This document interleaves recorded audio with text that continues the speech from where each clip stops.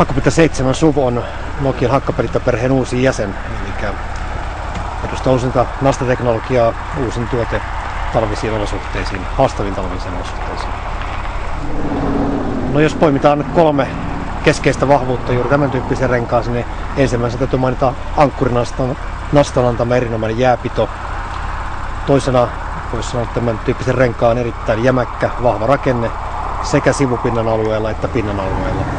Ja kolmantena voidaan mainita myös nämä jo Hakkapeliitta 7 tuttujen innovaation antama vaimennusnasta iskuun, mikä tekee nasta äänestä erittäin pehmeän ja harmonisen, ja rengas rullaa hämmästävän hiljaisesti nastarenkaaksi. No me tuotiin viime vuonna Hakkapeliitta 7 henkilöautorengasversio markkinoille, ja se on erittäin hyvä vastaanoton, ja myöskin lehtitesteissä pärjännyt aivan loistavasti. Voitte lähestulkoon kaikki testit 2009 syksyllä. Nyt sitten tuodaan tämä 7 teknologia myös tähän SUV-rengaspalettiin. Eli voidaan sanoa, nyt käytännössä kaikkiin autoihin on tarjolla Hakkapeliitta 7.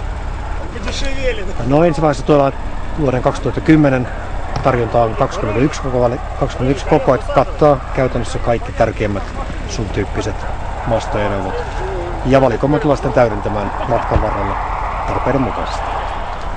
Me ollaan testattu Hakkapeliitta 7 SUVia hyvin monipuolisesti erityyppisissä SUV-autoissa. Alkaa varsin kompakteista ja pienikokoisista SUVeista, keskikokoisissa SUVeissa ja sitten myös varsin paljon isoissa todellisissa maastoautoissa ja myös erittäin voimakkaissa, tehokkaissa SUV-ajoneuvoissa, josta tässä nyt on kysymyksessä hyvä esimerkki takanamme.